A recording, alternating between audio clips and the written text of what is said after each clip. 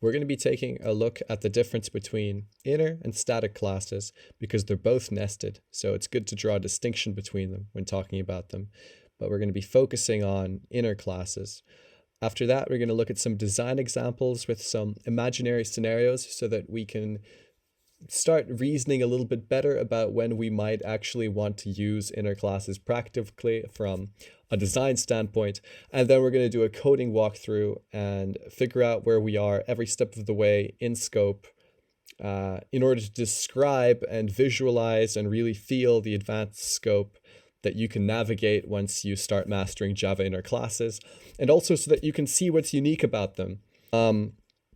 So first, let's draw a distinction between static and inner classes, because static means in the context normally in Java context, static means that this is a member that belongs to the entire class. It's a global variable. That's not what it means when we're talking about a nested class. First of all, a static nested class cannot be a top level class. It's always a nested class. And it doesn't mean that it's some sort of global class. It just means that it's a nested class that does not need an instance of the outer class to exist. It doesn't hold a reference to everything in the outer class, but it has access to its static fields. And they're primarily a way to indicate this class is related logically to the outer class. So it's something for you to describe this tightly coupled relationship. Now, an inner class, these are very important things to remember about it, can't be instantiated without an existing instance of the outer class, holds a reference to a future outer class instance and its variables, kind of like this .example variable. Now, I just want to justify this explanation because for me, I think it's very easy to understand what this does. Whenever you're writing this, you're referring to an instance of that object, and an inner class assumes the existence. An inner class assumes the existence of an outer class instance. So whenever you are referencing its variables, you're actually pretty much pretending that this is an instance that exists, is one way of thinking about it. That's just what helped me figure it out. I just wrote future outer class instance.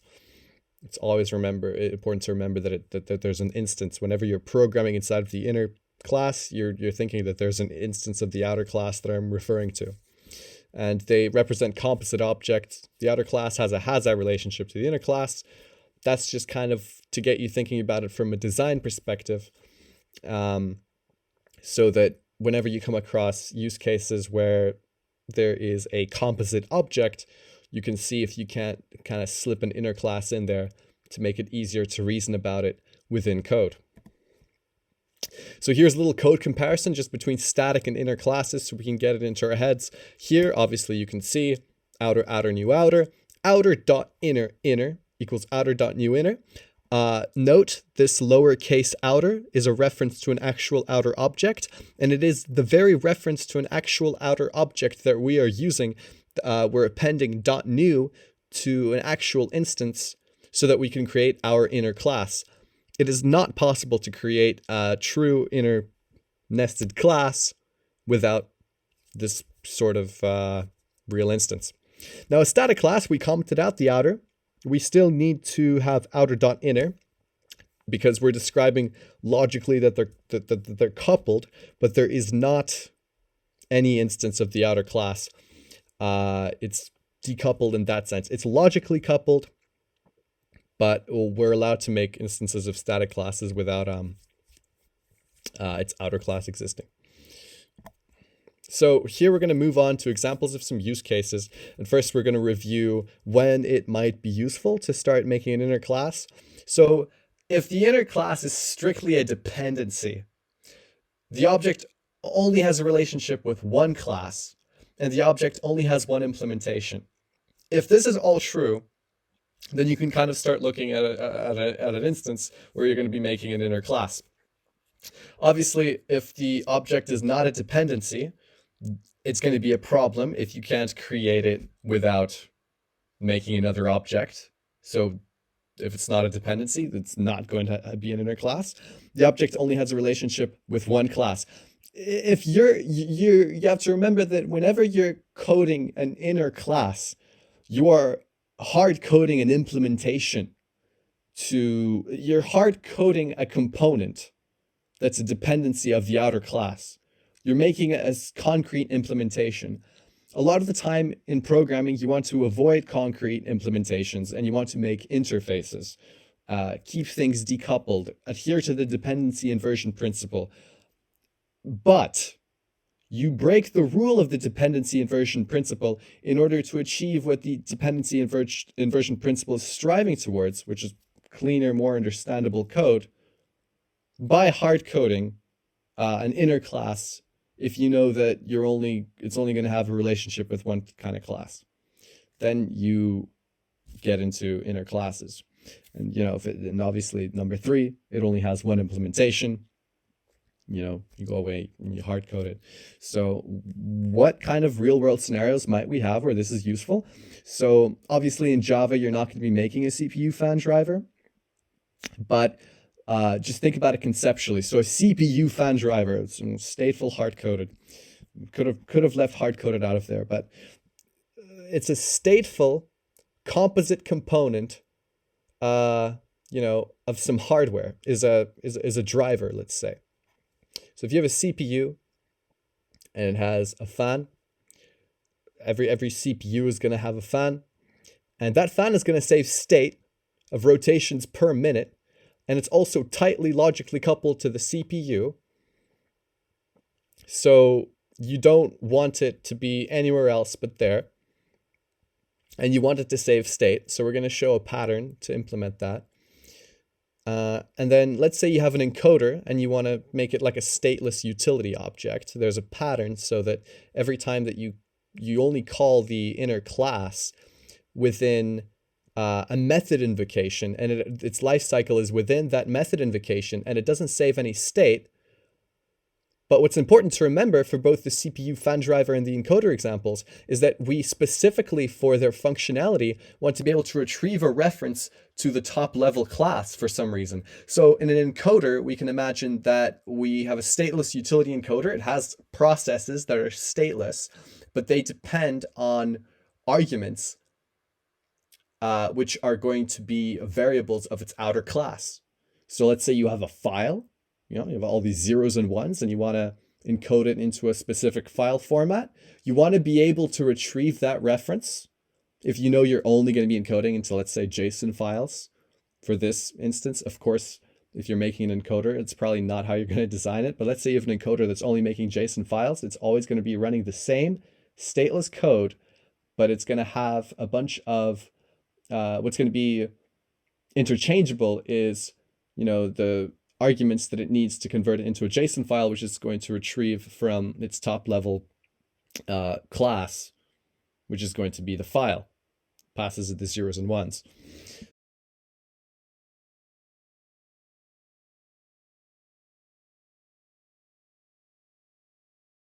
So let's take a look here. What we're describing here, we're going to be showing on this page that if we have a relationship that we know is a composite object with only one implementation, why it's actually better to use an inner class so we can get a feel for it. So normally, if you're doing the dependency inversion principle, you want to make interfaces for everything. But here's the problem. Whenever you have another object that is only going to be tied to one other object, you need to be able, you probably want to be able to automatically retrieve the reference like you can within an inner class. That's not possible if you make an interface, because you need to be able to retrieve a reference like this with T object. And how that ends up looking on the higher level is like this: comp object.method1 outer. This is how you get the reference. The person that's going to be using your methods is going to know what they have to pass in. Abstract contract defining a method of a composite object requires parameters. Unless it is a nested inner class, it will not possess an innate reference to its enclosing class members. Here we have an outer class, and you can see that we were able to hard code a method using a reference to its enclosing class instantly. We passed all of the arguments from the enclosing class where we wanted. So now on the higher level, all that we have is just the method call. And the pattern that we used to achieve that was we have a method in the outer class. So the outer class actually can create instances of the inner class just like this, has access to it. And so we make a new inner class that only exists for the scope of this method, and we make it do its method. And you have to remember here, because this is an inner class and we called inner.method, it knows that we're referring to an instance of this outer class, whatever it is. And so here we have a stateless utility object, like an encoder, for example, that's just doing something and then going away, but it's very tightly coupled. No arguments are required for our higher level method calls, which is very nice. So let's say we have a fan. And I specifically made it a little bit more complex here so that you can think about it. You have an abstract class hardware that implements component. So let's just say you have some higher level modularity that you want to achieve with this hardware. So it implements component and might be used to make other modules. And it's an abstract class of hardware. So this is all going to be kind of interchangeable, but this abstract class has a hard-coded implementation of an inner class, and that inner class is the fan. So let's just say that we might have interchangeable hardware implementations, and there's different things we might want to hard code in hardware, but we know for a fact for this design choice that all of our hardware is going to have a fan. So we make an inner class called a fan, has RPM, has fan function, and all hardware, we know that all hardware components heat up, so they're all definitely going to need a fan, so it's safe to make an inner class here.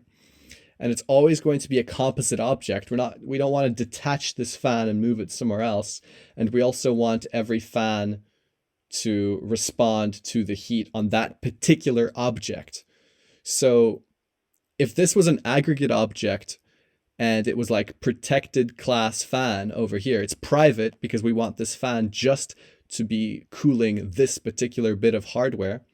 If it was protected, it would imply a relationship where this fan can move around the computer and, cool whatever. Or maybe it's a controller. If it's a protected fan, maybe it's a controller that goes around to all the different elements or something. But no, this design here, this represents a concrete fan on a concrete bit of hardware. So it's private final fan.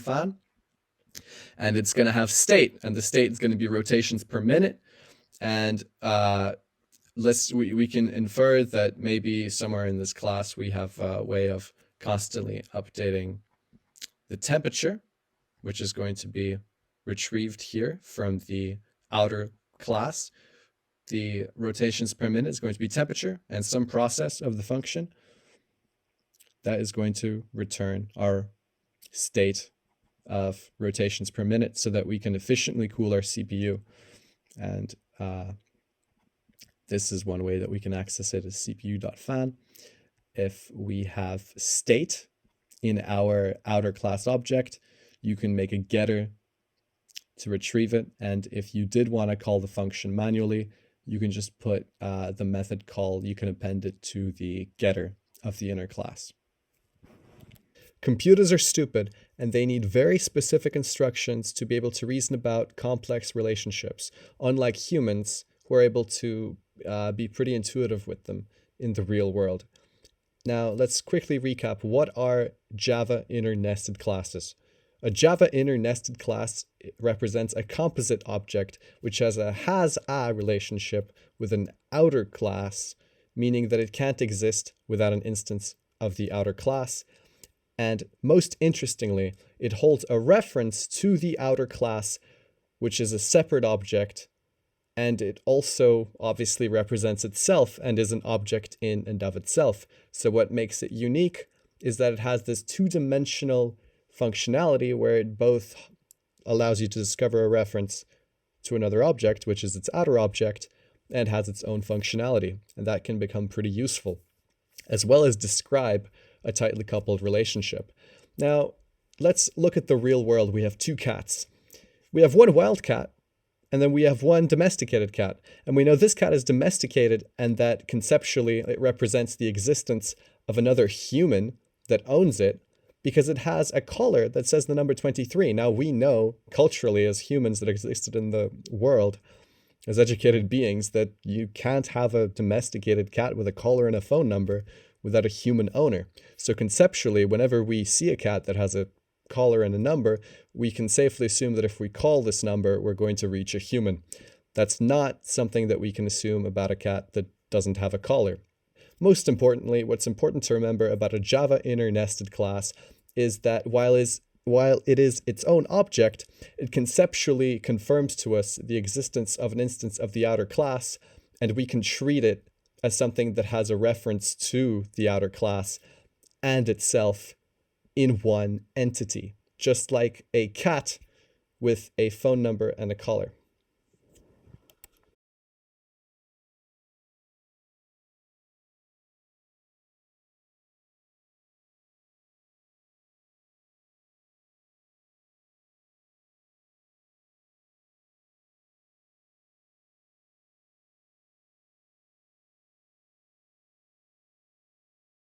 So before we start working on our example, let's just visualize and talk about what we're going to do. This is from Oracle Docs Chapter 8, where they're showcasing use cases for inner classes using generics and method recursion.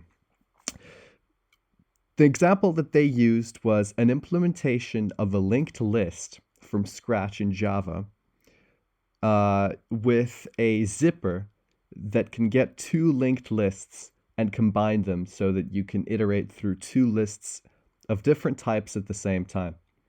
So let's think about this for a second. What does a linked list have? Well, a linked list consists of nodes that have data, which would be the header or the head, and they also have a pointer to the next bit of data so that the data structure becomes sequential.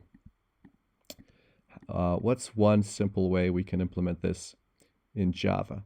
And also we want that data to be of any type because it's a data structure. We want to store anything. So that means we're going to need to use generics. So we're going to have T. And we want to have a pointer that holds data and a pointer. So now we can see that we can have this class which will represent a node, but the object, when it is an instance variable of itself, represents a pointer. So you have two ways of thinking about it when you're actually somewhere in the middle of the linked list. So it is both a node and a pointer. So this entire thing is a node, which is conceptualized by sequence of any type, or it's implemented by a class, sequence of any type that has instance variables of a pointer, and the type of the pointer is the same type as the type of the node. This is a little bit complex to think about, but bear with me for a second. And the data is going to be any type of data. So that's how we're going to implement the linked list itself. Now, this is quite trivial, but when we're talking about a zipper class that would put these two together, things become much more interesting. What would we want if we are putting together two linked lists? We want two linked lists that have differing types. So we want to facilitate another type. So the zipper needs to facilitate another type of S, let's say. And we want to iterate through them as though they're a linked list. So this T type can be a type of a container that holds two types. So we'd have to have another class called pair.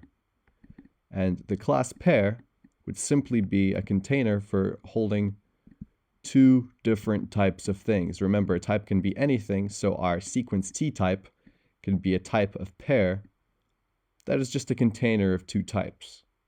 And it can be populated with any two types, T first, S second. But we still have an issue where we're going to be constructing this sequence of pair TS with two sequences of different types. But now we've learned and we've thought about how we iterate through a sequence, and the way we do that is by accessing its pointer. So our problem is we need to be able to access two pointers simultaneously. And we're going to achieve this using an inner nested class so that we can use zipper and reference a zip method at the same time as referencing the tail. So the pointer is going to be called the tail. We can reference it at the same time as the zip method. And we're going to show how we're going to implement this structure. So let's start working through the implementation of our sequence class. Now we remember that the sequence has type of data and that it has a pointer, which is a type of itself. We're going to call that tail. It's going to need a normal constructor because we're going to be using its constructor logic within our methods to continuously populate its tails so that we can fill up the linked list and work with the data structure. So T head, then so type sequence T tail. We're just going to say this dot head is equal to head, this dot tail is equal to tail. We want it to have a no args constructor, since this design is going to be using a sentinel object design whereby the last pointer node is going to be empty, and that's how we're going to be able to exit our method recursion. So now let's define inside this class zipper S. It has a type S because we want to be able to zip up this linked list with another linked list of any type. So to facilitate that, we use generics. Since we can zip it up with any type, the type T is going to be a type of a container that can hold two types. So that would look like pair, it would look like class, pair, T, S, then T first, S second, and the constructor is going to be very simple. We're going to have constructor logic that we're going to be parameterizing this pair with inside of our inner class zip method. So we're just going to have T first, S second. First, so it's important to remember that this obviously means an instance of this class, because this isn't a static class. It's going to be instantiated with values. It's going to exist in the heap. This is our main method. So we can now continue working on our inner class. So we want the zipper to return a sequence of type pair.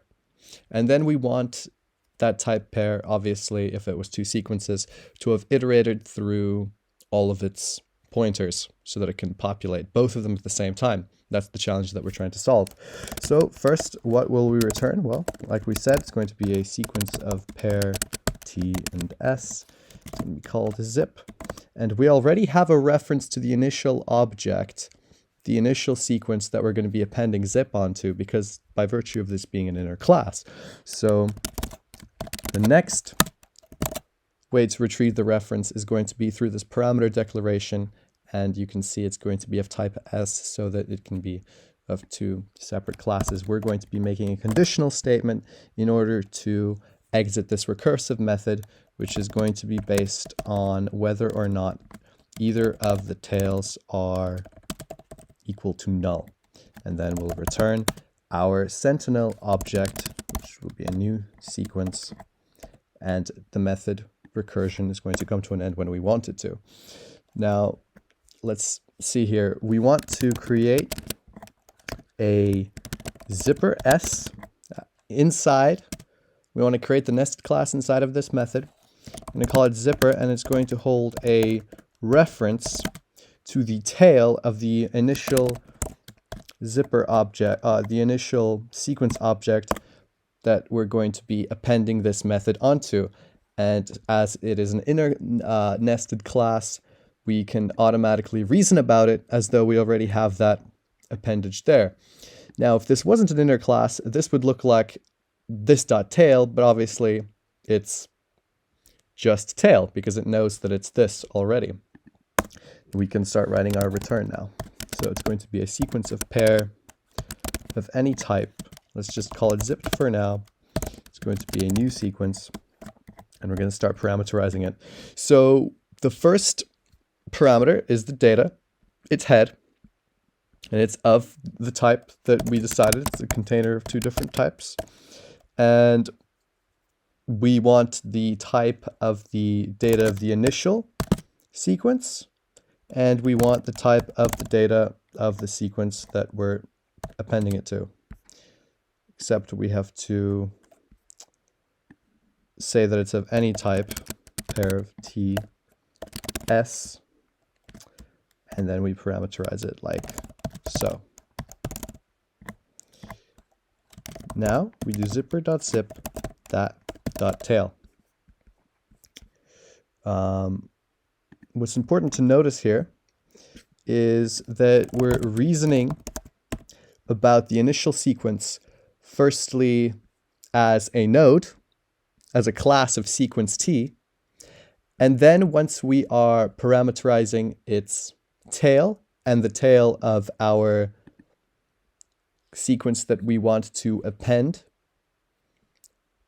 we are referencing its tail. And this is why this method recursion is going to work, because when we call zipper.zip, we are now reasoning about our outer object in reference to its tail, because we instantiated zipper using tail. And that's very convenient.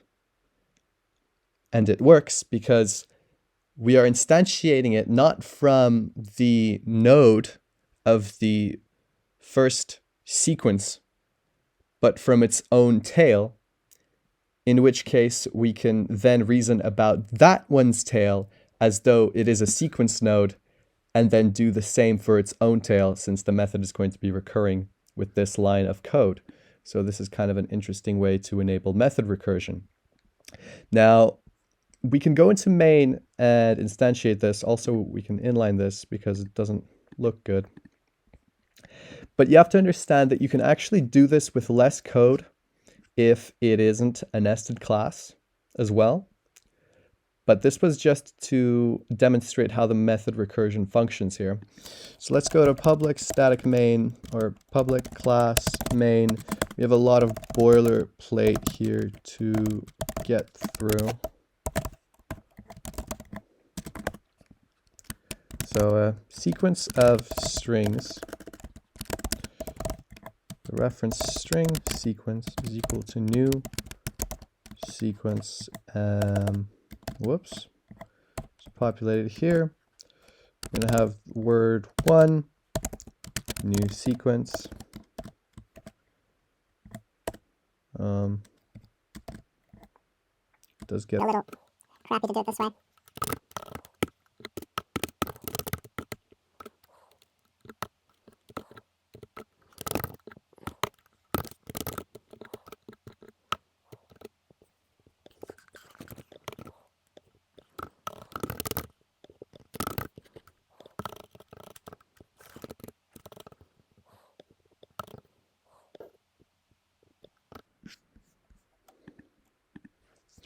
So now we have both of our sequences, and whatever we did here inside of our inner class method is actually something that we're going to be doing on the top level.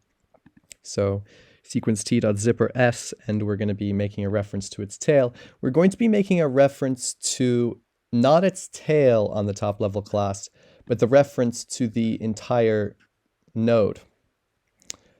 And this is just for this how the structure is going to work for our entry object. So a sequence of strings made is going to help us make our zipper of type number called zipper.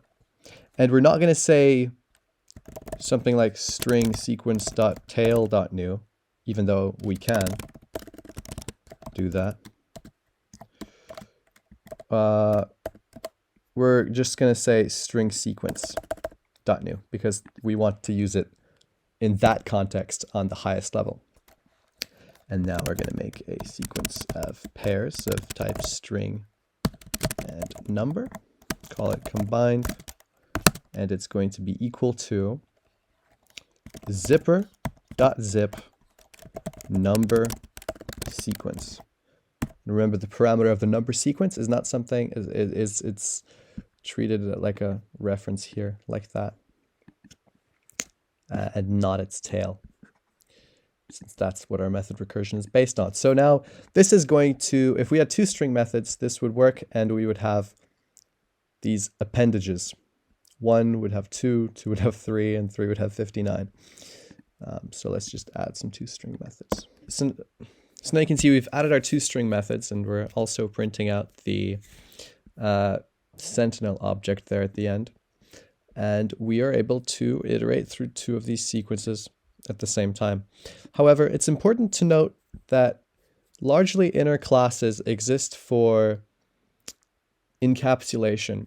And a lot of the time, you might not really want to use them, since this is, you can see that there's quite a lot of boilerplate here. And I just want to prove to you that there's a way to do this without inner nested classes. So let's just go to our top level class.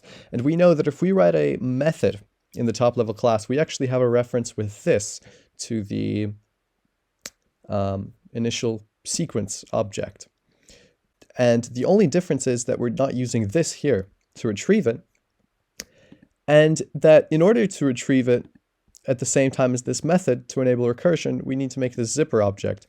So let's just quickly demonstrate that you can still zip these up without needing a nested inner class. We're going to call this method zipper2, and you see, so we're facilitating our second type. We're naming our return type, which is going to be a container of two things, and we're also going to retrieve this type S. Of course, we're going to need a conditional statement that if either of these types are going to be null, and this time all we do is this dot tail is equal to null, or we have that dot tail is equal to null, and of course it's going to return our empty sentinel object. Now this is really easy. It's just going to be new sequence of pair type T and S, and then we start parameterizing it, and we have a new pair, and we just instead are going to write this dot head, that dot head, and then we're going to write this dot tail, and we append zipper2 onto this method, achieving exactly the same thing. And it's actually a lot cleaner, except we're going to see that whenever we are going to write this method in, the exact same thing is going to happen. So you see, let's just copy paste this code and refactor it a little bit. Say sequence 2. And now instead of creating all of these different numbers, we're going to get string sequence 1 dot zipper 2 number sequence 2, and we're going to have sequence of pair of string and number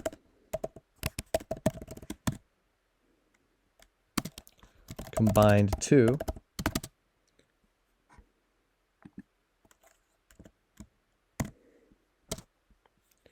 when we system.out print line combined 2, going to get the same result.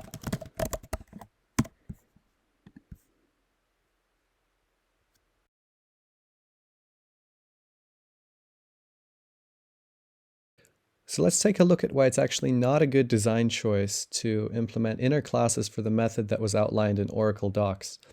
It's fine for showing us the fact that inner classes can hold a reference to the outer class and it can just display the syntax. But let's think about it from the perspective of design. A zipper class, at the end of the day, might be able to zip up anything. It doesn't really matter if that zipper belongs to an instance of any class. Of course, you might be led to believe that it does matter because we used our zipper, remember, to declare and define that we need another type, but that's because we were committing to the inner class design. We can actually find that when we're not using an inner class, we have much cleaner code on both the higher level and on the implementation level, and it's more optimized and there's a lot less of it and it's easier to read, reason about, and think about. If the case was that we had a design situation whereby we needed to have our helper class be a sort of dependency object that was related to an instance, and logically and conceptually that made sense, like if we have a fan that's always going to have some, fan logic, but it's going to depend on a particular instance of a hardware component that's getting heat up and it is storing its RPM in state, then we'd need an inner class. Think about it in your head. This fan is probably, attached or it's set up in a way in the computer that it's only cooling this hardware component. That's not the case for a zipper. A zipper is just an instruction and it's telling them to, zip up these two things. And conceptually, you can think that there can be a zipper service that you just come to and it zips everything up. And if you can think conceptually about something like that, it usually means that there's a much better way to write that without inner classes. And you might not be able to see that once you've committed to the inner class. So that's why you need to be thinking about that kind of thing on the design level before you commit to any choices. So let's take a look here. This is another method that I wrote for the same design with Sentinel objects so that we can create an array and fill and create a sequence out of an array. And if we compare these two code snippets, one of them is 20 lines of code, the other one is 9. So we want to be able to return a sequence. We're converting an array to a sequence. We're going to take in a type of array, and we're also going to have a parameter declaration of an index. So if the index is more than or equal to array.length, we're going to have our empty Sentinel object. But otherwise, all that we need to do is return a sequence that takes in for its header an index of the array, and then it actually performs method recursion by doing this again, except the loop tracker variable is appended to the index, if you think about it like a for loop, so that we actually end up going through all of the elements, and this is our termination condition so that this stops when we want it to, so that we get all the elements out of it. Also, we have a wrapper class because otherwise we'd be returning a null object, and because we've predicated our design on null Sentinel objects, we actually have a wrapper that just adds the first element, and then you start at 1 once you're in array to sequence logic, and you're going to be calling array to sequence. Also, what there should be here is something to handle if the array is empty, but that's not important. I'm just showing you the logic. And this is very simple to understand. It reads like English pretty much. When we come over here to the iteration class, so I made another inner nested class called iteration. It's very similar, but it's much more convoluted because of the fact that we actually need an instance of the class to exist. So it's important that we call tail over here before. We're filling up we're adding a value to the head beforehand as well over here, not in a new object. And it seems a little bit redundant, but this has to happen so that we can create our inner nested object using that tail so that we can then pass it into the return object, and we're passing head into the return object. Again, we got our recursive component here, and we're also doing index +1, and we're giving it the array back.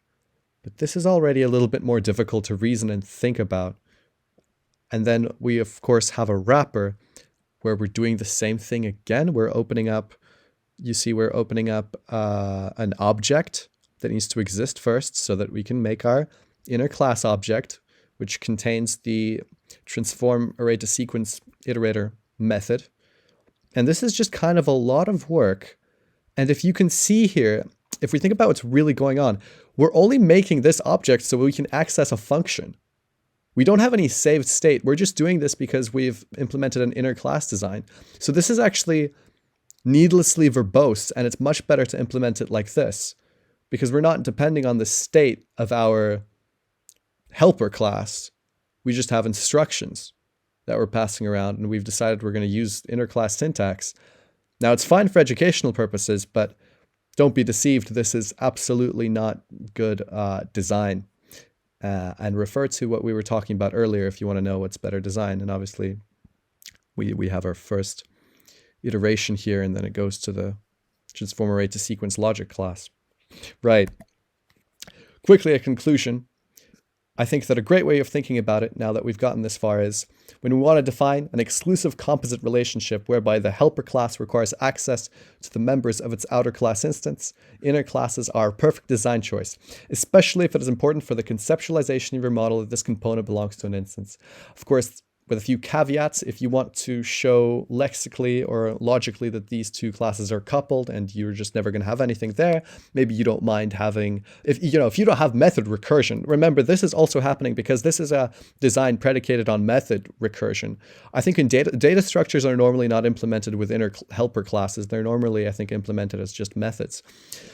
But methods with recursion in an inner class can become very verbose very quickly. And if you have a system with recursion and it's just a class that does instructions and doesn't depend on its own state, I don't think that you want to do this. But it's also important to remember the reason it got this messy is because we were using recursion and pulling a reference to the tail by having to make a new inner class object. But hopefully you can see and understand why that's not desirable for this kind of thing.